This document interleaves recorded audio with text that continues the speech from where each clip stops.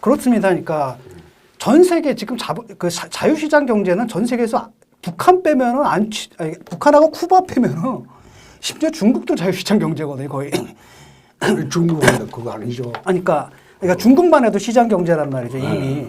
그런 상황 속에서 그것 자체가 예를 들어가지고 무슨 체제를 위협한다 이렇게 봐서는 안 될 것 같고요. 심지어 보수 정당에서도 경제 민주화를 얘기를 했다라는 것은 바로 뭐냐면 시장 경제라는 게 그분들이 믿는 것처럼 시장이 보이지 않는 손에 의해서 조절된다. 이게 신화거든요. 미신이고 폴 크루거만이 그런 말 얘기하죠. 시장의 손이 보이지 않는 것은 그 손은 존재하지 않기 때문이다. 어느 사회에도 지금 전 세계 정도의 차이만 있지만 기본적으로 시장 경제 질서를 채택하면서 동시에 거기서 벌어지는 시장의 실패를 보완하기 위한 국가의 개입을 인정하는, 그러니까 쉽게 말하면 시장 경제를 축으로 사회주의적 계획 경제 요소가 결합되어 있는 게 사실 모든 선진 자본주의 국가의 형태거든요. 아니, 지금 우리나라 헌법원칙도 그래요. 그렇죠. 교수님 말씀하신 대로 자유주의 시장 경제가 원칙적으로 이게 근간이 되고, 그 다음에 그 자원의 배분이 왜곡될 때는 그 다음에 이제 국가가 규제와 조정에 들어간다. 지금 자원의 배분이 왜곡되고 있지 않습니까? 왜냐하면 임금 격차 심해지고 그다음에 임금 격차 가지고는 이번 정권이 가장 큰 문제가 뭐였냐면은 소득주도 성장이라고 하는데 사실 소득주도 성장은 성장 정책은 아니거든요. 분배 정책인데 문제 소득에만 관심을 가졌는데 실제로는 이게 소득의 문제가 아니라는 거거든요. 격차는 자산 격차라는 거잖아요. 아까도 내가 열심히 일했는데 내가 20년 동안 번 돈을 누군가는 하루 만에 벌더라. 이런 문제에 대해서 어떤 대안을 갖고 있고 그 얘기를 좀 하셔야 될 것 같거든요. 네. 근데 지금 보면은 이런 거라는 거예요. 결국 이제 실력주의거든요. 시험, 사법고시를 부활해야 된다. 그다음에 입시도 옛날로 돌아가야 된다. 근데 문제는 뭐냐면 옛날 그 입시에서도 이미 이 사람들이 다 가진 자들의 자녀들이 다 했거든요. 아마도 그거를 보완하기 위해서 이거저거 얘기를 만들었는데 그걸 조국과 같은 뺀질이 들어와서 그마저도 왜곡시켜버린 거라는 거죠.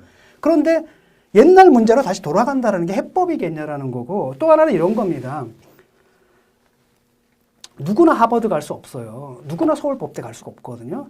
근데 내가 못 가면 어때? 공부 좀 못 할 수도 있잖아. 그런데 나는 열심히 일하고 싶어. 그 다음에 나는 정말 내 일을 잘해. 그럼 내가 왜 경제적 보상을 못 받느냐라는 거거든요. 그런 문제는 이거 입시를 갖다 공정하게 해서 풀릴 문제는 아니라는 거고 이것이 지금 모든 사람들이 사실은 조민 문제는 서울대 생각해봐서 대한민국 학생들 중에서 의전원 가는 학생이 몇 %예요? 2%도 안 될 거라는 겁니다. 걔들만의 문제가 아니라 나머지 99%의 이 허탈감들, 이 좌절감들 여기에 대해서 답을 해줘야 된다는 거죠. 예. 예. MB 있을 때 마이스트고를 만들었어요. 마이스트고를 만들어가지고 마이스트고 출신들은 거의 취업이 다 됐습니다. 그 이제 기술 교육을 했죠. 대학을 맹목적으로 안 가도 마이스트고 취업해서 이제 자기가 취업할 수 있는 길을 다 차지했어요. 근데 MB 정권 끝나고 난 뒤에 마이스트고가 사실상 무료가 되어 버렸어요. 지금은 더 했고 모든 사람이 대학을 가야 된다. 대학을 간 자질과 능력이 되는 사람이 대학을 가고 나머지 자질과 능력이 안 되면 마이스터고라든지 자기 직업전선에 나갈 수 있는 길을 차지해야지. 저는 생각이 치열하게 경쟁을 해서 경쟁에 이긴 사람이 자유로운 경쟁을 해서 이긴 사람이 대접받는 사회가 돼야지. 그렇지 않고 소위 좌파의 평등 이념을 그걸 산술적으로 전부 적용을 해가지고 내 아버지는 청소부인데 너 아버지는 왜 사장이냐 이런 식의 논리로 접근해서는 안 된다는 거예요. 그래서 대학 입시도 옛날로 돌아가자는 뜻이 아니고 그게 가장 공정한 입시 제도라는 겁니다. 제 이야기는 가장 공정한 입시 제도다. 대학 입시에서는 저는 그런 생각을 해요. 저는 두 가지를 지적을 하고 싶은데 일단은 그 공정하다라는 거 예를 들어 가지고 사실은 모든 지금 시스템이 돌아가고 있는데 그 중에서 조민 같은 애들 뭐 이런 게 애들이 있겠죠. 그런 부작용이 있는데 그 부작용이 시스템 전체의 실패를 의미한다고 보지는 않아요. 그건 과정이라는 거죠. 두 번째는 뭐냐면 교육의 문제인데 제가 얘기를 하는 거 부분이거든요. 이것만이 아니라 거기서 경쟁해서 이길 수 있는 사람이 1%예요. 나머지 99%는 루저가 되거든요. 이게 대다수의 국민이고 왜 자꾸 1%만 보냔 말이죠. 사람이 젊은이가 죽었는데 왜 한강에서 죽은 술 먹다 죽은 젊은이들은 그렇게 관심이 많으면서 아니 컨테이너 박스에 깔려 죽은 젊은이 애들한테 왜 이렇게 관심이 없어요? 근데 저는 이런 것에 대해서 우리 사회가 좀 진지하게 보수와 진보를 떠나서 진지하게 대답을 해야 되는데 지금 말씀하시는 것도 보게 되면 다 그런 부분이라는 거죠. 사법고시, 그다음에 의전원 보는 부분들. 그러니까 저는 그게 문제라. 그다음에 경쟁. 근데 그 경쟁이 그럼 공정하냐? 공정하지 않거든요. 왜냐? 다 뽑아보면 다 그 아버지 집안 좋은 애들만 나온단 말이죠. 근데 저는 생물학적으로 생각할 때 누구나 나올 때는 다 평균적으로 같은 IQ를 갖고 나왔는데 왜 결과적으로는 얘들만 뽑히냔 말이죠. 그럼 경쟁이 제대로 안 된다라는 거예요. 100명이 경쟁해야 되는데 실질적으로는 10명이서 경쟁하는 거라는 거. 나머지 90%는 배제가 된 상태에서. 이걸 교정하려는 게 사회주의냐? 저는 아니라고 보거든요. 이건 자본주의 시장 경제를 위협하는 거거든요. 왜냐하면 공정한 경쟁이 아니기 때문에 그거는. 여성도 마찬가지거든요. 인구의 절반은 50%인데 국회의원도 보세요. 다 100% 거의 100% 남자잖아요. 결국은 뭐냐, 이건 경쟁이 아니다라는 겁니다. 50%를 구조적으로 배제해 놓고서 나머지 50% 내에서만 경쟁하는데 그럼 퍼포먼스가 떨어지죠, 당연히. 저는 이건 사회주의적인 게 아니라 자본주의적인 거라고 보고 이거야말로 공정한 시장 경제다라고 생각을 하거든요. 근데 이거를 시장을 팔면서 시장을 내세우면서 이 기존의 구조 자체는 그대로 놔둔 상태에서 자기들끼리 경쟁 이것을 찬양하고 있는 거에서 난 이건 진짜 보수주의가 아니라고 보는 거예요. 네, 저는. 그런데 네. 세상을 경영하거나 세상을 살면서 어떻게 모두 공정하거나 또 모두 같은 조건 하에서 출발을 할 수가 있겠습니까? 어려운 환경도 있고 또 힘든 세월을 보낸 사람도 있는데 그 속에서 남들보다도 아버지를 잘못 만났으면 좀 더 열심히 노력하고 그걸 극복하려고 노력하는 거. 그게 사람 사는 세상이지. 지금 보면 말씀하시면 또 개인에게 돌리거든요. 제가 얘기하는 건 뭐냐면은 정말로 우리가 무슨 정책에 의해서 모든 사람들이 평등한 것을 만들 수 있다? 저는 그런 꿈은 없습니다.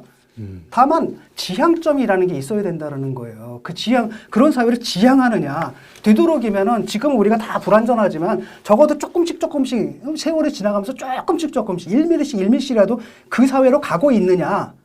그게 중요하다고 보거든요. 그럴 때는 사람들이 희망을 잃지 않아요. 근데 지금은 지향점 자체가 다르거든요. 지금 말씀하시는 것도 개인, 니들이 더 노력하라는 얘기잖아요. 네가 아버지 잘못 만났으니까 더 노력하라. 저는 이것은 보수주의 태도가 아니라고 보는 거죠. 네. 현 제도가 지금 불공정하니 제도 시스템은 공정 시스템으로 만들어 놓고 나머지는 개인이 노력을 해서 그걸 성취를 해야지 개인이 노력을 해서 성취를 하지 않고 그걸 모든 것을 사회 시스템 탓으로 돌리는 것은 그건 옳지 않은 거죠. 의원님. 모든 개인은 노력을 하고 있어요, 지금. 그러지 않아도. 어떻게 더 노력을 합니까? 편의점에서 김밥 먹고, 쪽잠 자고, 어떻게 더 노력을 해요? 아니요. 다 놀고 있다고 생각하십니까? 아니요. 그 뜻이 아니고. 아닙니다. 젊은 애들 정말 피 터지게 공부하고 있고요. 그놈의 공무원 시험에 지금 경쟁률이 얼마인 줄 아세요? 10대 1이에요, 9급에. 앉아가지고 그 노량진에서 그 컵라면 먹으면서 앉아가지고 고시학원에서 이렇게 하고 있는데. 그게. 그 사람들한테 가지고 노력해라? 아니. 교수님, 국업 공무원이 10대 1이라는 사회는 이건 잘못된 사회입니다. 일자리는 민간이 만들어야죠.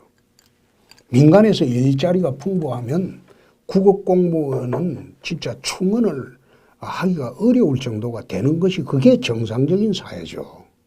민간의 일자리를 다 없애놔놓고 어떻게 공무원, 그 안정이 보장되는 공무원, 국업 공무원 제 기억으로는 제가 대학 다닐 때는 국어공무원은 고등학교 졸업하는 사람 국어공무원 시험 다 봤어요.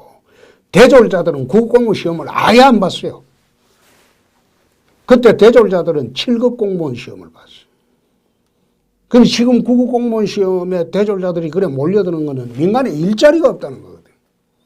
그 젊은이들이 졸업하고 갈 자리가 없으니까 국어공무원이라도 하자. 그 사회가 얼마나 불행하고 잘못된 사회입니까? 그래서 제가 하는 이야기는 그런 사람들이 꿈을 가질 수 있게 사회 일자리 창출을 제대로 하는 나라가 됐으면 좋겠다 이 말입니다. 저는 볼 때는 그러니까 일자리는 충분히 있다고 생각을 합니다. 문제는 뭐냐면 차별이 된다라는 거죠. 같은 일을 하면서도 임금 차별을 받고 정규직 비정규직냐에 따라서 똑같은 일을 하고 똑같은 작업장에서 똑같은 라인에서 일하는데 한쪽은 100이고 한쪽은 60, 70밖에 못 받고 저는 그런 문제라고 생각을 해요. 이런 걸 이제 바로 잡는 것이 일자리를 창출하는 거지 무슨 새로운 사업을 만들고 뭐 저는 이런 건 아니라고 보거든요. 근데 사실 굉장히 오래됐습니다. 제가 굉장히 충격을 받은 건 뭐냐면 인문학이 정말 재능이 뛰어난 친구가 있었어요. 그래서 저는 그 아주 한 몇 년에 한 번씩 보는 친구입니다. 불러다 놓고 미안한 얘기지만 네가 인문학에 재능이 있다. 공부를 해라. 근데 알지? 인문학 해가지고 밥 못 먹는 거, 문송한 거. 하지만 네가 재능이 있기 때문에 난 선생으로서 너한테 알려준다. 그리고 네가 공부를 하겠다면 내가 뭐지 경제적으로 뒷받침까지 큰 건 아니다 하더라도 어학학원 다닐 때 왜냐면 영어나 외국어는 필요하니까 이렇게 얘기했는데 가만히 있다가 듣다 하는 얘기가 뭐냐면 됐어요 그러더라고요. 왜냐 그랬더니 아직 공무원 시험 볼래요.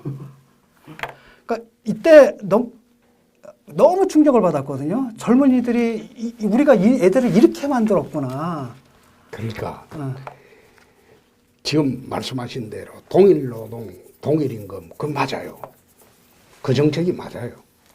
그러면 동일노동, 동일임금 정책은 쓰는 작업장이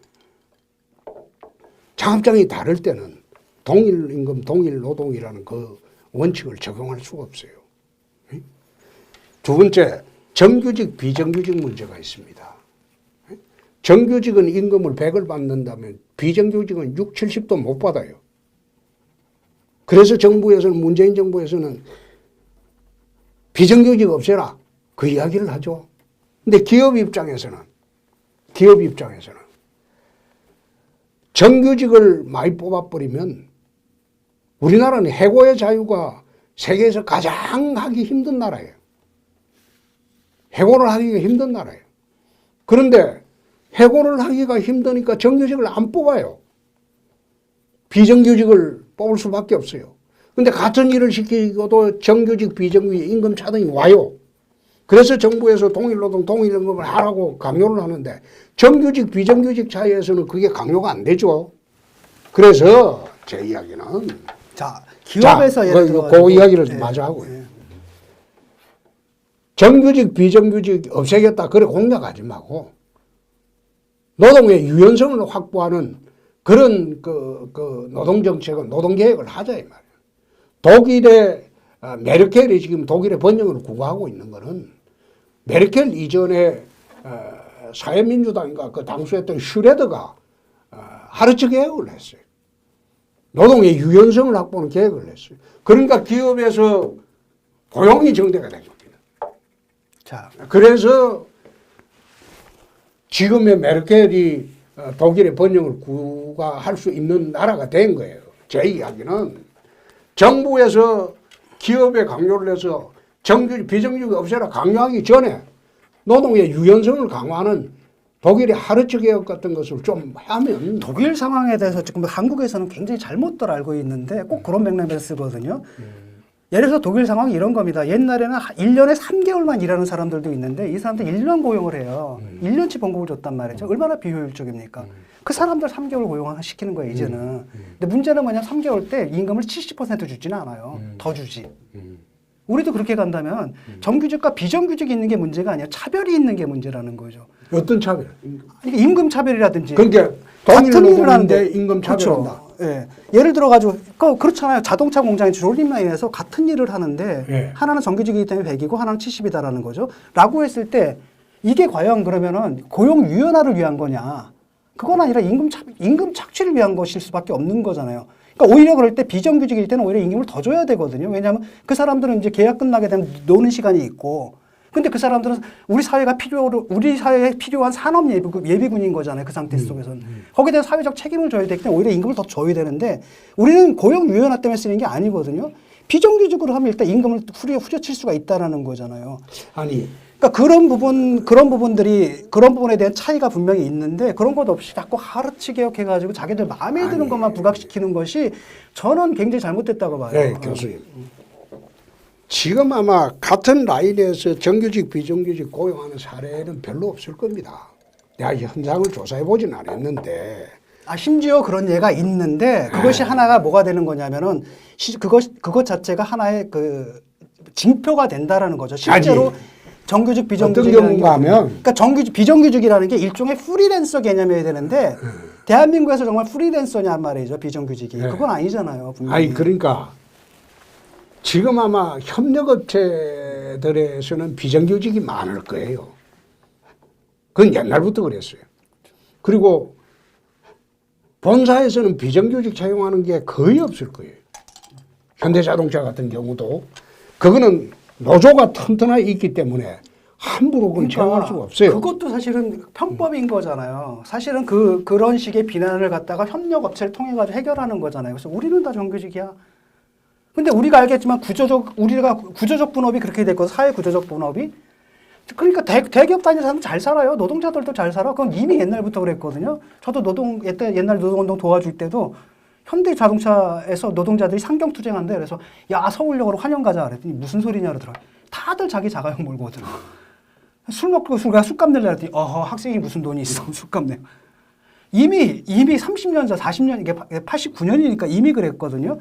거기가 아니라 이걸 어떻게 얘기를 치는 거냐면은 그런 식으로 협력업체를 통해서 그런 것들은 다 넘기고 그다음에 거기다 뭘 하냐면 안전, 리스크도 다 글로 떠넘기는 거예요. 그렇잖아요. 이번에 사고 나는 게 대부분 다 그런 일이잖아요. 대기업은 책임이 없는 거죠. 그러고서. 아니요. 이런 사회에 대해서 보수주의자로서 책임감을 느끼고 거기에 대해서 대안을 얘기를 해야 됩니다. 아니 협력업체에 넘기는 그거는 기업에서 자기들이 기업 경영의 자유에 속하는 건데 그것도 지금 아마 정부에서 우리나라 법제에서 많이 제한하고 있을 거예요. 위험한 일 나했을 경우에 산재사고 책임을 최근에는 그 원청회사에 묻는 그 제도도 도입을 했고 또 국민의힘에서는 그거 찬성했나요? 반대했나요? 그 제도에. 제가 알고 있기로 국민의힘 의원들은 상당 부분 다 보면 반대를 했거든요. 꼭 다 찬성하고 그러니까 아마 그 프리보팅이었을 겁니다. 이럴 때 보수가 저는 그렇게 이럴 때 보수가 제대로 나가야 된다. 그러니까 제가 얘기를 하는 게 낡은 보수가 옛날에 극우 반공주의 보수에다가 시장 만능주의 보수거든요. 요즘 얘기 나는 게 이제 공동체주의 보수여야 된다라는 겁니다. 이번에 김웅 의원이 그 얘기했을 때 울림이 있었단 말이죠. 이제 보수는 정말 저 밑바닥으로 내려가야 된다. 그게 정답이거든요. 그런데 지금 또 다시 오답으로 가고 있어요. 지금 보면은 이준석이 님은 이래가지고. 대한민국에 반공보수가 없습니다. 지금 반공보수가 없어진 지가 전두환 정권 끝나면서 반공보수는 없습니다. 그걸 갖다가 보수 진영에서 말을 하는 사람들은 자학적인 용어로 사용하는 거고 또 최근에 이야기하는 거구라는 개념도 쉽게 태극기 세력을 거구 세력이다 이런 식으로 이야기를 해버리는데 거구라는 게 정치적인 의미로 전체주의 아닙니까? 태극기 세력이 어떻게 전체주의입니까? 에? 나는 그 이야기를 냈어요. 그 사람은 아스팔트 보수다. 에? 옛날에 노무현 시절에 아스팔트 보수가 대령연합회라는 게 있었어요. 그분들이 노무현 정권에 사실상 거리에서 항거하던 스트리트 파이터였어요. 근데 그게 이명박 정권 탄생의 배경이 된 것도 그 사람들입니다. 우리나라에는 거구는 없어요. 극좌는 있어도. 나는 거구는 없다. 전체주의자가 우리나라에 어디 있어요? 거구라는 게 히틀러, 나치, 무솔리니 같은 그런 그 사람들을 거구라고 정치학에서 이야기하지 어떻게 그 사람들이 거구입니까? 그래서 제가 이제 쭉 이야기하는 거는 그 사람들 노선을 따라가자는 게 아니고 민주당이 민주노총이 그렇게 극렬한 좌파 정책을 추구를 하던 노조 정책을 추구하더라도 민주당은 민주노총을 배척을 하지 않습니다. 포용은 하되 그 정책은 따라가지 않는다. 그래서 이 반대로 국민의힘에서도 그 사람들을 배척하는 게 아니고 그 사람들 흡수는 하되 정책만 따라가면 되는 거예요. 민주당은 심지어 그러면 자기하고 노선 다른 그 극자 노선 걷는 사람들하고는 전혀 이제 손 끊고 정권을 운영하느냐 그렇지 않거든요. 그래서 거구 그 용어를 사용해서 절연해라. 나 그 주장도 받아들이기 어렵다. 난 그런 생각합니다. 그러니까 좀 전에 말씀하신 것처럼 우리 사회에 극좌는 있지만 극우는 없다는 것 자체가 이제 편향을 보여주는 거고 어느 사회나 극좌도 있고 극우도 있는 거죠. 그 정도의 차이가 있을 뿐이고 예를 들어 극좌 중에 극좌 또 테러리스트, 극우 테러리스트 대한민국은 다행히도 그런 식의 폭력을 사용하는 테러리스트 뭐랄까 극단적인 집단은 없다는 거지만 극단적인 집단이 있는 게 예를 들어 가지고 전두환은 극우입니까 멀쩡한 자유민주주의자입니까? 그거는 전체주의라고 볼 수도 있죠. 그렇죠. 근데 그렇죠. 예컨대 아직도 전두환을 찬양하는 사람들이 있다면은 그리고 또 다른 한편으로는 과거로 돌아갔으면 거 30으로 돌아가야 된다라고 이렇게 주장하는 분들, 뭐 삼천교육대로 부활시켜야 된다라고 주장하는 분들 이런 분들이 분명히 있습니다. 근데 그런 분들이 그 각 진영 내에서 그다음에 이쪽도 보면 이른바 주사파들이 있죠. 예컨대 뭐 이석기 뭐 이런 그렇죠. 사람들 이런 사람들이 있지만 그 사람들이 각 진영 내에서 과잉 대표되지 않게 관리만 하면 되는 거예요. 저는 그렇게 보거든요. 왜냐하면 자유민주주의는 그냥 다 뭐 김일성 만세 부르든 뭐 누구 만세를 부르든 뭐 전두환 만세를 부르든 저는 오케이라고 보고 그렇기 때문에 5.18 왜곡법이라든지 또는 뭐 극우기 뭐 이번에 5.길기 이런 법은 굉장히 반자유주의적 법이라고 보면서 반대를 하고 있단 말이죠. 근데 그런 사람들은 있는 겁니다. 그리고 요번에 이제 반공구가 없다라고 했는데 최근에 그게 된 거예요. 요번 선거 때 태극기가 안 나왔잖아요. 유세. 태극기가 안 나온 거고 이분들이 이제 안 거죠. 왜냐면은 모여서 하는 게 왜냐하면 시위를 한다는 게 남들한테 호응을 받고 지지를 받기 위해서 하는 건데 이제까지 시위를 하면 자기들 분풀이만 했거든. 그러니까 우리가 볼 때 난 겁내서 못 가겠는 거야. 딱 지나가는데 진군이다! 막 아주 때리려고 그래가지고 도망가고 그랬단 말이죠. 그 다음에 솔직히 말하면 그 광화문 집회 있었잖아요. 조국 때. 내가 정말 나가고 싶은데 못 나가겠더라고. 아마 그런 분들 굉장히 많았을 거예요. 내가 태극기 부대랑 같이 가? 그럼 있을 수가 없지. 근데 요번에 이제 그분들이 태극기를 안 들고 나왔더라고요. 그래서 시위가 그래도 뭐 청년들도 막 와가지고 하고 그렇게 만든 게 저는 이제 보수의 발전이라고 보거든요. 그런 방식으로 봐야 되는데 저는 그런 분들도 애국심은 난 의심하지 않아요. 그분들 정말 자기가 애국하긴 그리고 때로는 존경스러워. 그분들 다 가난한 분들이거든요. 저는 하다 보니까 집에서 그 페이지 집는 그 리어커 있잖아요. 그걸 끌고 가는 뭐랄까 박스가 잔뜩 쌓여있는데 그걸 힘들게 끌고 가는데 거기다 태극기를 달아놨더라고요. 내가 그때 막 찌였죠. 찡하면서 막 마음이 아프면서 하여튼 어떻게 형용할 수 없는 감정이 들거든요. 근데 그런 분들이 자기들의 정치적인 그 애국심을 올바른 방향으로 올바른 방식을 표출할 수 있게끔 도와주는 게 보수지. 그렇죠. 그들에게 편승해가지고 막 증오를 붙이고 막 이래서는 안 된다는 거죠. 그는 하면 안 되죠. 네. 제가 예를 들은 거는 극자라고 이야기할 때는 경기동부 연합 이석기 같은 사람은 나는 극자라고 봤죠. 경기동부 연합이죠. 이석기 씨 같은 경우에는 거기가 하여튼 그 지역 걔네들 중에서도 하여튼 거기는 그냥 나는 그 극자라고 아까 이야기할 때는 경기동부 연합의 이석기 씨 같은 경우 그분들은 이제 극자라는 개념을 했는데 태극기 하시는 분들은 거부라고 보기는 좀 그가죠. 그러나 그분들의 주장이 추가되는 보수 진영은 되어서는 안 되겠죠. 그 사람도 끌어안고 가야 되고 그 다음에 그 민주당이 소위 극좌 노선 걷는 사람을 배척은 하지 않잖아요. 그냥 같이 끌고 가되 그 사람들한테 주도권만 안 주는 거죠. 안 주는 거죠. 예. 그게 맞다고 봐요. 왜냐면은 저는 제 생각은 분명히 다르고 그다음에 사실 제가 정치 평론하는 것도 그놈의 주사파랑 싸우면서 했거든요. 처음 글이 주사파 주체사상 비판이었어요. 왜냐하면 저는 이제 정통좌파인데 아니 문건이 달라요. 우리는 뭐 막스 보면 자본론 그러면 재생산 표식도 나오고 합리적이고 이성적이잖아요. 이걸 딱 보니까 김일성 장군 항일 무투사인데 이거 막 동화책이야. 막 무협지야. 그래서 아니 이거는 이성의 파괴다. 그래서 저는 그때부터 이거는 아니다 싶어서 처음부터 그렇게 싸웠는데 그럼에도 불구하고 그들 나름대로 또 그들은 그게 또 나라를 사랑하는 마음이라고 생각을 해요. 그렇죠. 그건 내가 인정을 해요. 그리고 그 열정이 때로는 부러운 게 있는 게 야, 니들 그 민주당 가가지고 먹힐 텐데 어떡하냐 그랬더니 우리만 확실하면 되지 이런 거예요. 그러니까 와. 그러니까 그 어떤 거냐면 그 왜 그 빨치산 중에서도 막 70, 전향 안 하고 50년씩 견디는 분들 있잖아요. 그렇죠. 난 이런 분들은 인간적으로 존경을 해요. 난 그 신념에 내가 동의하지 않지만 야 나한테도 저런 신념 그러니까 의지와 강도가 있을 정도의 그게 있느냐.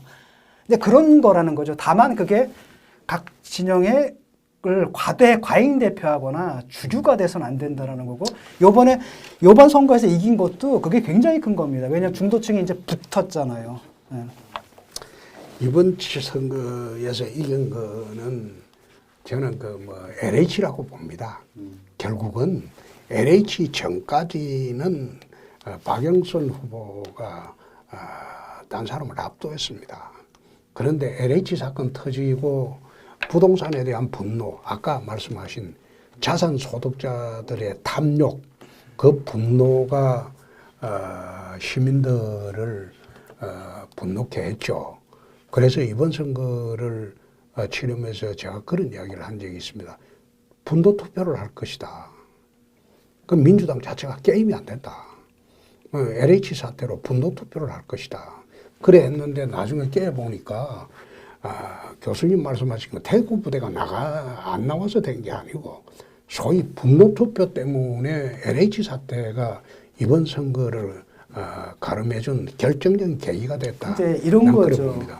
조국 사태부터 계속 누적된 게 있었고, 그렇죠. 그다음에 부동산도 이번 터진 게 아니에요. 네. 그 전에도 있었고, 사실 LH 사건은 부동산에서 본령이 아니에요. 본령이 아니잖아요. 그 몇몇 사람이 장난친 거기 때문에.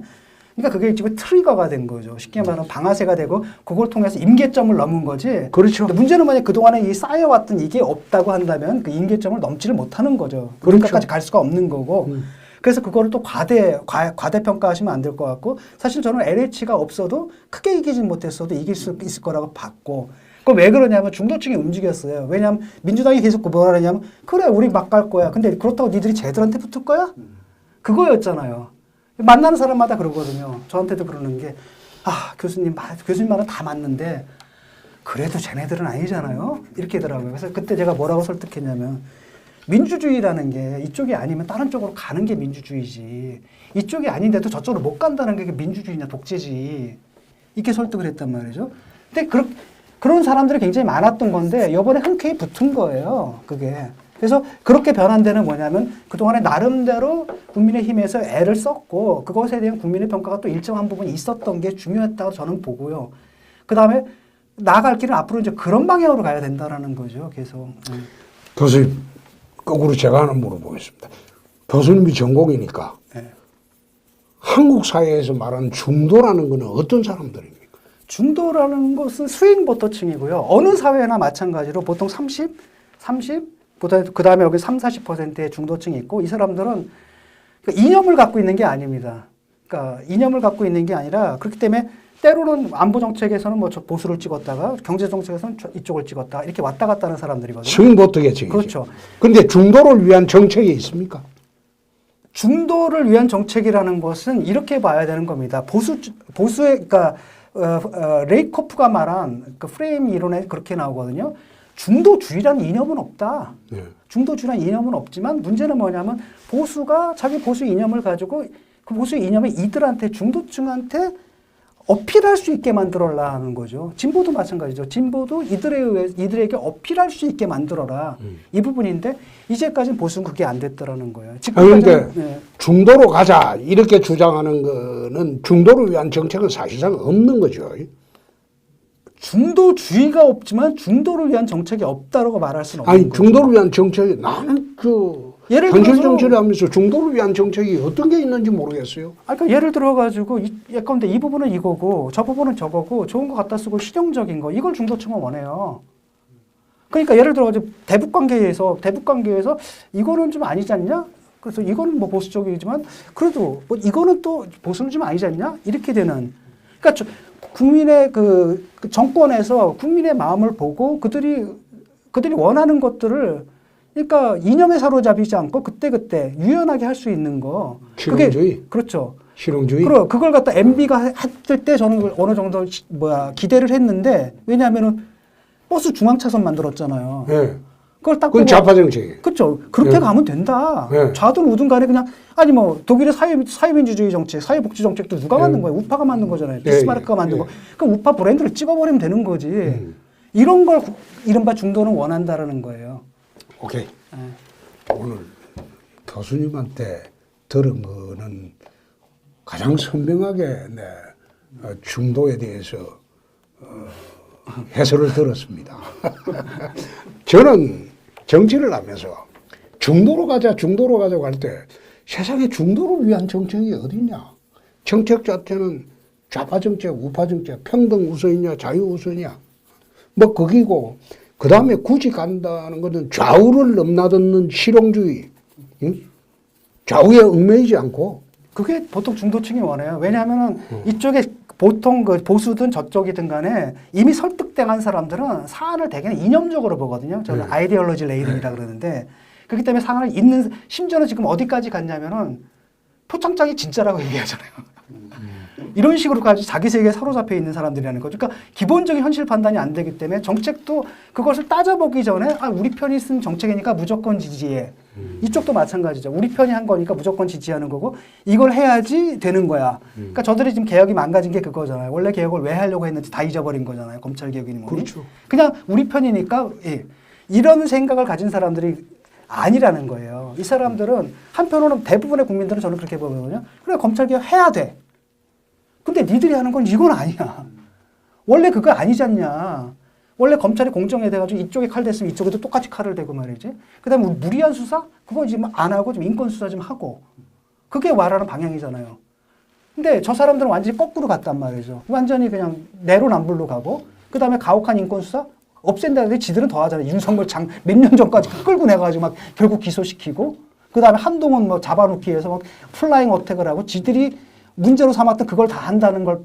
그러니까 중도층의 입장에서 볼 때는 저건 아니다라는 거예요. 그러니까 처음에 저도 그랬거든요. 검찰개혁 찬송한다. 하지만 이건 아니지. 하지만 저 사람들은 어때요? 지금도 이제 그 얘기를 하잖아요. 지금. 그건 그 사람들의 아이디올로지 레이든 됐고 정책을 정책으로 보는 게 아니라 이념적 판단한다는 거잖아요. 그래서 거기에 묶여 있을 경우에는 중도층을 놓쳐버린다라는 거예요. 저는 제가 알겠습니다. 되게 만족해 하시는 것 같아요. 오늘 그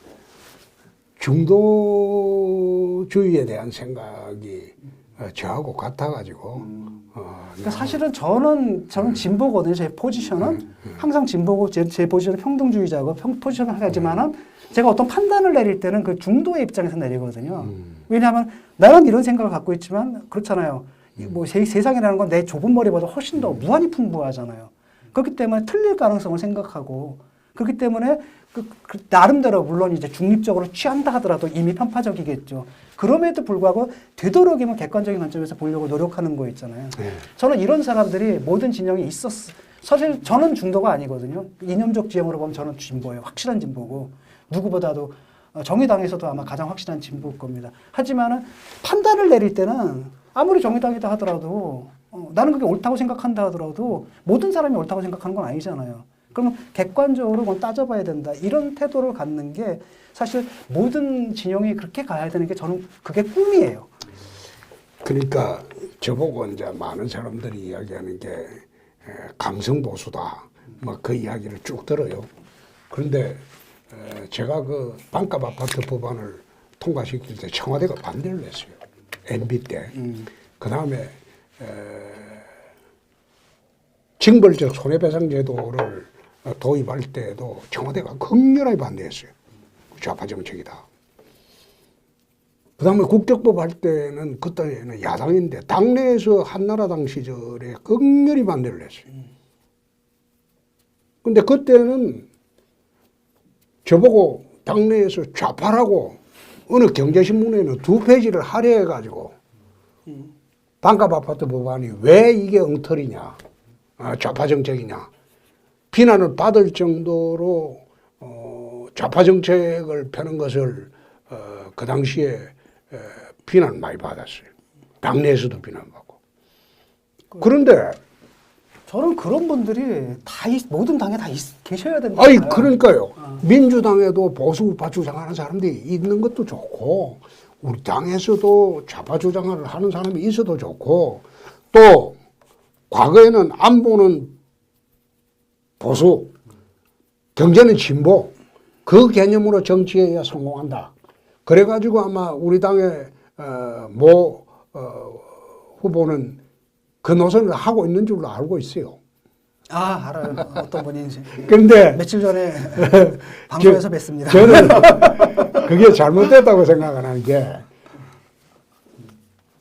좌우를 넘나드는 그 소위 국익 우선 실용주의가 나라의 이익이 되느냐, 국민의 이익이 되느냐, 그런 국익 우선 실용주의를 하는 것이 좌우를 갖다가 아우를 수 있는 그 노선이 되지, 어느 특정 노선에 집착을 해서 나라 운영을 해서도 안 되고, 그런 생각을 늘 갖고 있었거든. 늘 갖고 있었는데 어느 날 갑자기 돌아서 보니까 나는 강성 우파가 돼 있어요.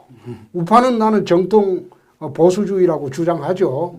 그러나 정책을 펼 때는 말씀하신 대로 나라의 이익이 되면 좌파 정책도 그건 도입할 수 있어야 되고, 그리고 우파 정책도 도입할 수 있어야 되고, 그런 사고의 유연성이 필요하고, 또 특히 MB 시절에는 자기가 중도 실용 노선을 1000명까지 했어요. 근데 그걸 그냥 그래가지고 또 보복하고, 나 그때 학교에서 막 그 털리고 말이지.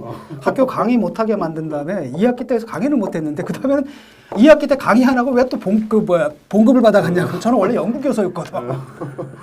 근데 그리고 나서 또 뭐죠, 박근혜 정권 되니까 또 블랙리스트, 그래서 별 4개 달고, 그래서 이제 끝난다 했더니 또 이 정권은 또 학교를 치고 들어오네. 그 꼭지가 들면서 이게 뭐야 이거 도대체. 그러니까 정치라는 게 말이지, 어떻게 이런 식으로 그 민간인에 대해서 그 권력의 폭력이라는 걸 제가 지금 본 거거든요. 야, 이거는 이쪽이나 저쪽이나 다르지 않구나. 교수님한테 권력의 폭력이 자도를 좀 가리지 않았네요. 결국. 아, 치사하잖아요. 뭐냐. 근데 이제 뭐냐면 박근혜 정권은 탄압도 못해. 나한테 손해된 게 하나도 없어. 별만 달아준 거야. 그 탄압의 실력도 없고. 근데 권력의 생리라는 게 그렇습니다. 저도 탄핵 대선 끝나고 난 뒤에 1년 6개월 동안 이제 계좌 추적 당하고 통신조회 당하고 내 주변 사람들 모든 걸 탈탈 털고, 경남지사 시절에 발주했던 공사들 수십 건도 아니죠. 수백 건을 전부 조사를 다 해봤어. 그러니까 그렇게 조사를 다 해보고 할 때도 내가 한마디도 안 했어요. 원래 권력을 쥐면 그렇게 하고 싶을 것이다. 한번 할 대로 해봐라. 내가 그랬는데, 저는 공직생활 기간 동안 사찰당했다고 한 번도 공개적으로 사찰하지 마라 이런 소리를 해본 일이 없어요. 그때는 우리가 그 국회의원 처음 하고 두 번째 할 때, 그때는 그 국정원 직원들이 아침에 출근할 때 봉고차로 딱 뒤따라 왔다가 퇴근할 때 집에 가는 거 보고 집 앞에서 봉고차 딱 내릴 때 들어가면서 이제 퇴근해도 된다. 내가 집에 들어가고 다시 안 나온다. 오늘은 안 나온다. 그런 시절도 있었어요. 있었는데, 이제 권력에 저항하는 지식인들이나 공직자가 아닌 사람을 사찰하는 거는 그건 정권 자체가 잘못된 거죠.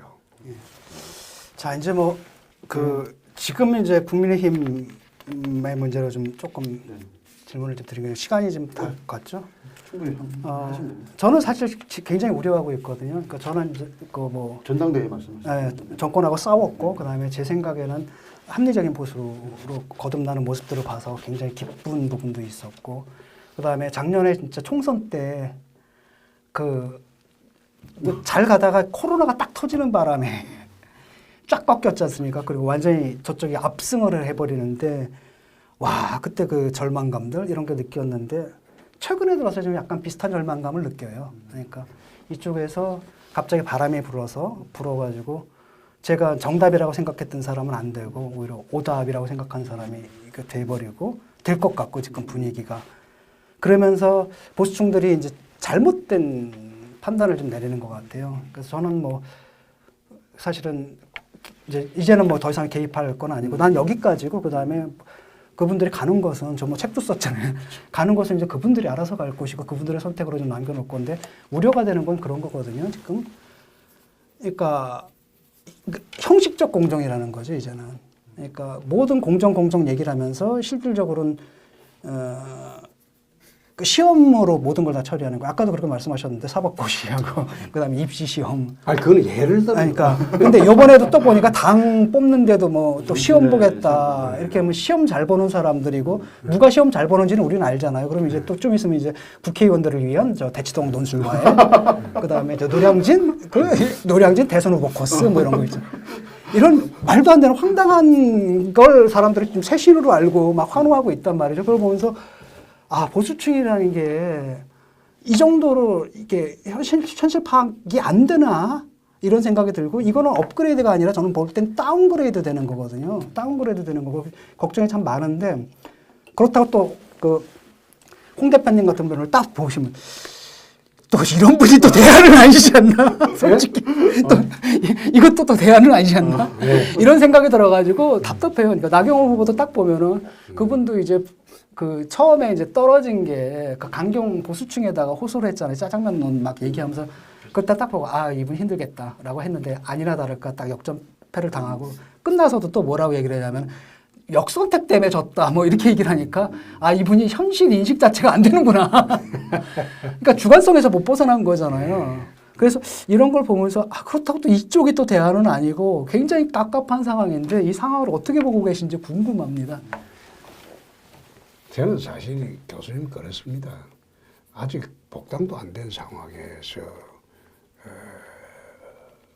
전당대회에 개입한다는 것은 옳지 않다.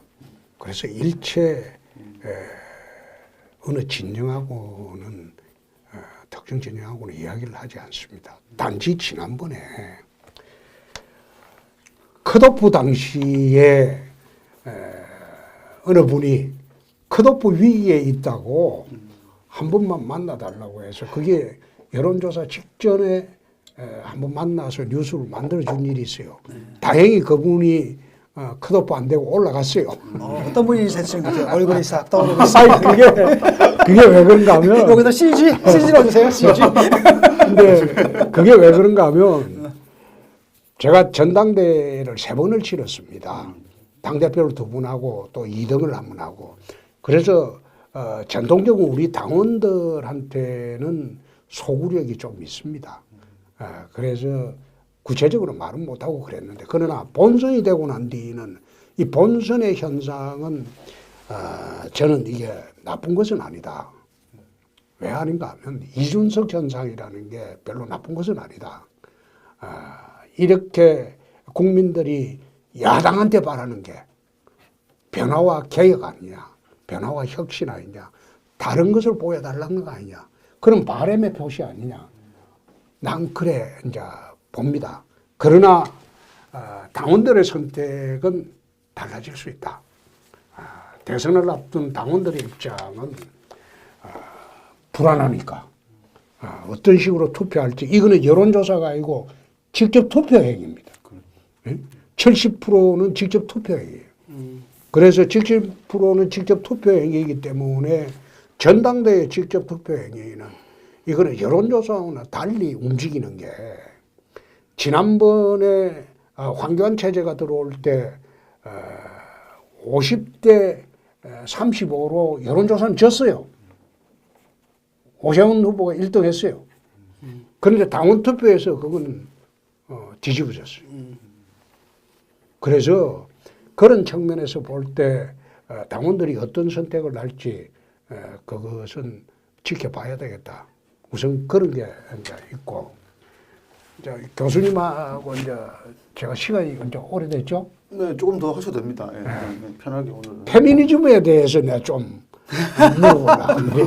하도 그 이준석이하고 논쟁을 하면서 페미니즘, 반페미니즘 이야기를 해가지고 사실 교수님하고 논쟁하면서 이준석이가 떴죠. 이준석 일조하신 거예요. 일조하신 아니, 거예요. 그런 비난을 많이 받고 있어요. 아니, 사실 좀 억울한데. 아니, 이준석 그 부분도 있지만은 사실 많은 부분은 그거예요. 변화에 대한 바람들이 있고 뭐 그게 이제 뭐 약간의 뭐 도움은 됐을지 몰라도 사실 그 덤터기를 제가 다 쓴다는 거 제가 좀 억울합니다. 아니 이준석 후보가 뜬 것은 그 진중권 교수님하고 페미니즘 논쟁으로 떴죠. 네. 그래서 그게 상당히 신선한 논쟁으로 그게 누가 옳고 그러다 문제가 아니고 신선한 논쟁으로 봤어요. 저도 그걸 자세히 지켜봤거든요. 이런 논쟁은 계속해도 된다. 왜냐하면 이제 그게 우리 사회 전체가 사실 남성 우월주의 사회고 아시겠지만 그 전 세계 그 여성 평등 지수가 110인가 그러잖아요. 100인가권이거든요. 그러니까 거의 그냥 후진국 상태인 거죠. 이 부분에서는. 그리고 아직은 뭐냐면 여성들 목소리보다 남성들 목소리가 더 크고 그런 상황에서 저는 뭐 결과 이런 거 딱 생각 안 합니다. 저는 옳은 게 옳은 거라고 얘기를 하고 최근에 들어와서 너무나 백래시가 심해져가지고 뭐 GS 사태 같은 거 보면 광기잖아요 지금. 그게 기업의 경영에까지도 지금 뭐랄까 부담을 주는 상태고 이게 점점 더 심해지는데 우리 현실은 어떠냐면 공군 요번에 사병 자살한 거 봤죠. 이게 엄연한 현실이거든요. 그리고 제가 놀랬던 거는 그 여성분들하고 좀 얘기를 좀 들어봤으면 좋겠어요. 왜냐하면 저도 몰랐는데 그 택배 할 때 있잖아요. 자기 이름으로 하는 게 아니라 이상한 남자 이름 있잖아요. 억세 보이는 막 이런 식의 왜냐하면 그걸 보고 찾아올 수가 있고 그다음에 그 택배하는 분들이 이렇게 기분 나쁘대잖아요. 이렇게 문도 안 열어주고 막 삐쭉 보고 의심하고 근데 그 당하는 여성 입장에서는 굉장히 공포스럽다라는 거죠. 근데 이런 것들은 사실은 몰라요 남자들이. 그러니까 까탈스럽게 구고 저게 페미고 이렇게 얘기를 하는데 저는 뭐 OECD에서 계속 권고하잖아요. 왜냐하면 이게 그런 게 그 정부와 그 기업의 퍼포먼스를 떨어뜨린다. 그리고 여러 가지 연구 조사 결과 남녀 평등 지수가 높아지면 높을수록 기업이든 정부든 간에 퍼포먼스가 올라간다라는 거고 OECD에서 여성 경제 참여율을 높여야지 경제 성장이 된다라고 얘기를 하고 있고 이게 전 세계적인 흐름이기 때문에 여기 대해서 이제 백래시를 한다라는 것은 보수와 진보가 앞으로 가는데 방식이 좀 다른 거잖아요. 보수는 진보는 조금만 더 가자. 약간 실험적으로 가보자. 그 보수는 좀 안전하게 가자. 이런 건데 이건 아예 그냥 백스텝 받는 거대. 문워크를 한다는 거니까. 저는 뭐 거기는 동의할 수가 없고 저는 저 원칙이기 때문에 제가 뭐 남성 우월주의 사회 속에서 뭐 저는 이렇게 얘기해봤자 저는 어차피 소수가 될 수밖에 없고 이런다고 해도 또 여자들이 날 잘 봐주냐 아니거든요. 너도 임마 어차피 한남충이야. 그걸 제가 알아요. 하지만 그럼에도 불구하고 뭐라 하더라? 뭐 맞아. 뭐 저 새끼 웬 말이냐? 갑자기 또 옳은 말 하네. 맞아. 고장난 시계도 하루에 2번은 맞잖아. 뭐 이런 식의 얘기밖에 못 봤지만은 그럼에도 불구하고 나는 그 싸움에 같이 하는 게 진보적 가치에 맞다고 봐요. 그래서 이건 제가 양보할 수 있는 싸움이 아닙니다. 그리고 정치인이 그렇게 정치하면 안 되거든요. 갈라치는 거. 근데 그 친구가 이제 남녀만 갈라치는 게 아니에요. 세대도 갈라치고 예를 들어서 개혁법은 혁신안을 보면 혁신의 내용이 하나도 없잖아. 텅 비어 있거든요. 그래서 이걸 갖다 너 지금 공부해라라고 얘기를 하잖아요. 그럼 꼰대 이렇게 가는 거예요.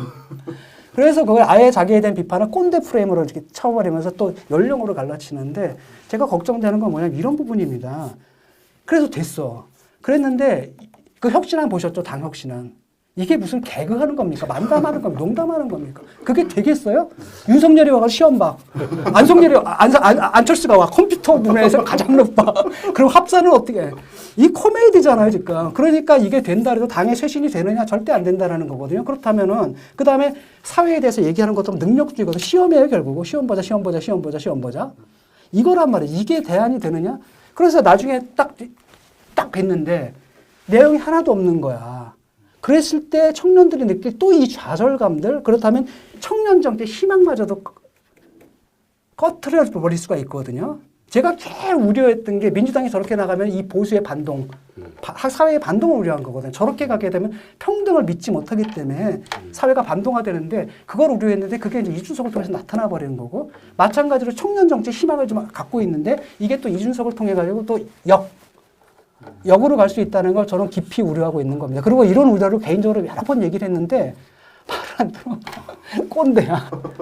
근데 이제 페미니즘 이야기를 하면서 제가 이제 느낀 것은 우리나라가 아시아의 성평등 지수가 1위입니다. 아시아에서 그렇죠. 아시아가 얼마나 암담한지를 말씀드려야지. 110, 100인데. 일본 포함해서죠. 그러니까 일본 바로 미치고요. 중국에도 그거 바로 미친다고 그러니까- 그랬거든요. 거의 같아요. 그런데 도토리 키재기입니다. 지금 우리 그 국회에 성인지 관련 예산은 토탈을 한 31조 정도 됩니다. 성인지 관련 각그 분야.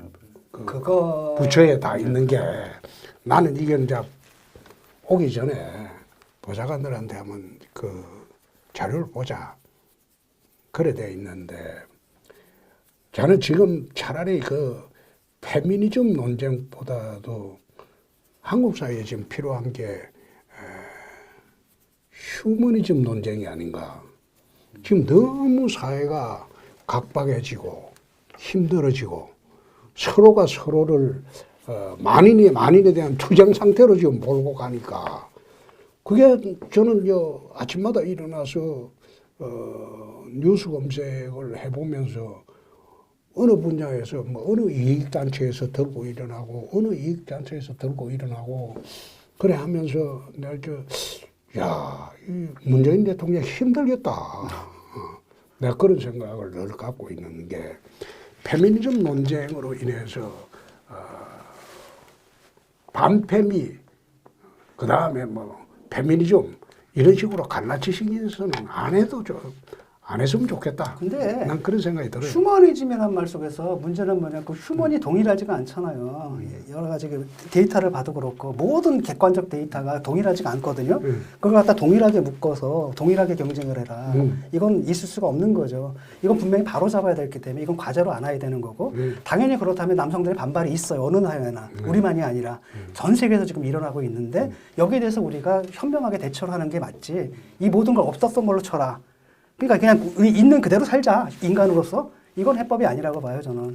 문제를 있는 그대로 봐야 되는 거고. 지금 보셨잖아요, 지금. 말이 안 되잖아요. 성추행을 했는데 오죽 얼마나 억울하면은 막 결혼을 앞두고 결혼 신고까지 하고 자살을 했겠어요. 그런 고통들을 우리가 생각을 해야 된다는 거죠. 그리고 이 고통은 이런 고통에 대해서는 왜 그 남녀 이게 가를 문제가 아니잖아요. 근데 남자들은 요거 하나 가지고 말도 안 되는 이거 하나 가지고 그렇게 흥분을 하면서 이렇게 억울한 부분들이 있잖아요. 왜 언급을 안 하냔 말이에요. 이게 공정하냐라는 거죠. 그래서 저는 이거는 적어도 정치하는 분들이라고 한다면 이건 그 누가 말했잖아요. 모르면 그냥 외워라. 이게 이런 말이거든요. 이거는 기본이다라는 거죠. 기본으로 돼야 되는 거고 여기에 대해서 자꾸 백래시를 부추기거나 그래서는 안 되고 남자들이 왜 여성들을 공격하는지 그 진짜 원인을 봐야 되거든요. 왜냐하면 이제는 자기들이 옛날에 거들떠도 안 보는 일자리를 가지고 여성들하고 경쟁을 해야 되는데 심지어 여성들이 시험을 더 잘 봐. 이런 상황이 있다라는 거죠. 그래서 그런 상황이 그다음에 이게 제로섬 게임이 아니거든요. 남자 자리를 뺏어서 여자한테 주고 여자 자리를 뺏어서 남자한테 주고 이런 게임이 아니라 이게 남녀가 평등해지면 윈윈 게임이거든요. GDP가 14% 올라간대잖아요. 그러면 그게 일자리가 늘어날 테고 그 통해서 노드가 가는 거 이게 올바른 해법이잖아요. 근데 이거를 설득을 해야 하고 설득을 해야 되는데 자꾸 선동하고 말이지 막 얘기를 해가지고 선동하고 이거는 저는 올바른 이거 트럼피즘이지 올바른 정치가 아니라고 봐요. 정치인은 그런 식의 정치는 퇴출시켜야 된다고 보거든요. 왜냐 트럼프가 그래서 집권까지 했지만 결국 어떻게 했습니까? 미국 사회 저렇게 만들어 버렸잖아요. 예. 그 분야는 뭐 교수님이 전공이시니까 저는 뭐 교수님 의견을 따르도록 하겠습니다. 감사합니다. 이렇게 화합이 되시는 거예요. 근데 우리 교수님은 밖에서 보이시는 인상하고 실제로 이제 대화를 해보면 완전히 틀린데 밖에서는 교수님에 대한 인상에 대해서 많은 오해를 갖고 있어요. 뭐 저도 마찬가지로 그런 오해가 있겠죠. 그래서 오늘 교수님하고 말씀 이래 나눈 거는 저는 많은 걸 배웠습니다. 아, 저도 그런 입법 하신 걸 제가 아마 알았을 텐데 잊어버렸는데 다시 상기시켜 주셔서 감사합니다. 저는 그렇게 가야 된다고 봐요. 예. 저희들이 한국 사회가 해방되고 건국하고 산업화, 민주화 이제는 선진 사회로 가야 되는 그 시점인데 이미 선진국에 물질적으로 국민소득은 $30,000 넘어섰어요. 그러면 이 사회 전체가 상대방의 주장을 받아들여 가지고 다시 생각해 보는 사회가 돼야 되는데 너무 요즘 양쪽 진영에서 첨예하게 대립하고 자기 말만 옳다고 주장을 하니까 그래서 이런 거는 선진 사회가 아니죠. 그래서 화두가 이제는 선진 사회가 좀 됐으면 그런 생각으로 저는 오늘 제 말씀을 마치도록 하겠습니다. 제 말을. 네, 저도 마지막 말을 드려야 될 것 같습니다. 저는 이제 공정이 화두가 됐다라고 생각을 합니다. 계속 이 정권이 잘못해온 부분이 바로 그거기 때문에 내로남불을 통해서 공정하다라는 게 동일해야 된다는 얘기잖아요. 그 공정이라는 게 윤석열 후보를 통해서는 이제 법적, 형식적 공정만이 등장했는데 이게 실질적 공정의 개념으로, 그러니까 물질적이고 경제적 개념의 그쪽의 공정의 개념으로 확장돼야지 메시지가 될 수 있다라고 보고요. 두 번째로는 저 말씀하신 거는 저도 동의하는데 그거 이겁니다. 저 사람들이 왜 실패했느냐? 어떻게 보게 되면 그들의 내세운 대의는 나쁘지 않아요. 근데 그걸 실현하는 방식이 뭐냐면 우리는 옳고 너희들은 틀렸다. 그렇죠. 그다음에 너희들을 없애는 게 개혁이다라고 보는 거잖아요. 그렇지 않잖아요. 내가 아무리 예컨대 부동산 정책도 국회 토론 한 번 없이 통과가 되니까 문제가 되는 거란 말이죠. 토론이 됐으면 계속 지적이 됐고 그 부분에 대해 수정이 됐고 완전하진 않다 하더라도 아무래도 문제점을 줄일 수가 있고요. 그다음에 그 과정 속에서 뭐가 만들어지냐면 여야가 토론을 해서 합의를 했기 때문에 안정적으로 추진할 수가 있다라는 거잖아요. 그렇습니다. 그게 통합의 정치거든요. 저는 그 통합과 대화의 정치를 좀 복원해야 된다는 게 내가 얘기를 했다 하더라도 내 얘기가 반드시 옳을 수는 없다. 저 사람이 틀리지만 그 틀린 얘기 중에서 100을 틀린 얘기를 한다. 100을 얘기했을 때 99가 틀려도 하나는 맞는 얘기가 있다. 근데 그걸 나는 못 보고 있는 것일 수 있다. 이런 자세로 해서 같이 타협을 해서 만들면은 합의가 된 거잖아요. 그럼 당연히 정책에 집행력이 있는 거고 나중에 거기에 대한 정치적 책임도 같이 지는 거잖아요. 그렇습니다. 그게 협치고. 근데 쟤네들은 혼자 가려고 하다가 그 덤터기다 써버렸다는 거죠. 이런 식의 정치는 안 되고 지금 우리 사회의 문제라는 것은 아시잖아요. 이게 엄청나게 풀기 어려운 문제입니다. 부동산하고 교육하고 연결됐지 이건 또 이렇게 연결돼 있지 이렇기 때문에 여기에 대해서 허심탄회하게 좀 털어놓고 각자 자기 진영에서 옳다고 생각하는 분도 좋은 방안들을 내서 사회적 대타협을 만들고 그다음에 그렇게 합의된 것은 정권이 교체되든 간에 약간의 방향에 약간의 미세 조정은 있다 하더라도 크게 10년, 20년을 바라보고 가는 이게 돼야 된다. 이런 통합의 리더십을 가진 사람이 대권을 쥐어야 된다. 이게 제 생각이고요. 그리고 이제 이번 기회를 통해서 아마 이제 제가 이제 그 글쓰기도 이제 그만둘 생각이거든요. 그러니까 보수적인 분들한테 좀 부탁하고 싶은 것은 정권을 씹는 게 중요한 게 아닙니다. 제가 뭐 씹을 때 막 환호하는데 사람들 기쁘지 않냐 그래서 저는 아니거든요. 나는 나도 그들의 환호를 바라지 않고 그들이 기쁘지 않고 그다음에 그들의 비난이 나는 슬프지도 않다. 왜냐하면 그냥 듣고 싶어하는 얘기하는 사람들 듣고 싶은 얘기 듣고 환호해요. 내가 딴 얘기하면 이제 바로 또 욕을 할 거라는 걸 제가 알잖아요. 근데 민주당이 왜 제가 그때 쓴소리 했을 때 그 얘기를 진지하게 들었으면 저 지경은 안 됐을 거잖아요. 그래서 제가 보수 중에서 얘기를 할 때 제가 지적을 하는 부분이 물론 제 생각이 틀릴 수도 있지만은 정말 진심을 가지고 진정을 가지고 내가 보는 문제를 얘기를 하고 있다. 그래서 내 말을 받아들이든 안 받아들이든 간에 최소한 한 번은 지금 진정성을 가지고 저 친구가 그래도 진정성이 있다라는 것은 의심하지 마시고 꼭 받아들이는 건 아니더라도 한 번쯤은 좀 진지하게 생각만 해주셨으면 저는 그걸 바랍니다. 그리고 제 말 다 됐습니다. 끝났습니다. 예. 시청자 여러분 어떻게 보셨습니까? 진중권 교수께서 책에 이런 말을 쓰셨어요. 새는 두 날개로 난다. 한쪽 날개가 찢긴 새는 날지 못한다. 사회도 마찬가지다. 오늘 보수 진보 그래도 대표 주자께서 나오셔가지고 대한민국의 어떤 두 날개가 균형감을 갖고 날 수 있는 어떤 방향을 균형감 있게 좀 보여주셨는데요. 때론 격렬했고 때로는 또 진지하고 근데 결국은 아까 말씀하셨듯이 홍 대표께서도 실용주의에 약간 합일점을 또 받으신 것 같아요, 같이. 그래서 좌든 우든 공공선을 추구하는 게 우리 정치에 나갈 방향이 아닌가 이런 생각을 합니다. 뭐 저희 오늘 특별 대담은 여기서 마무리를 하고요. 이런 기획에 흔쾌히 응해주신 두 분께 다시 한번 진심으로 감사드립니다. 이방 마치겠습니다. 감사합니다. 고맙습니다.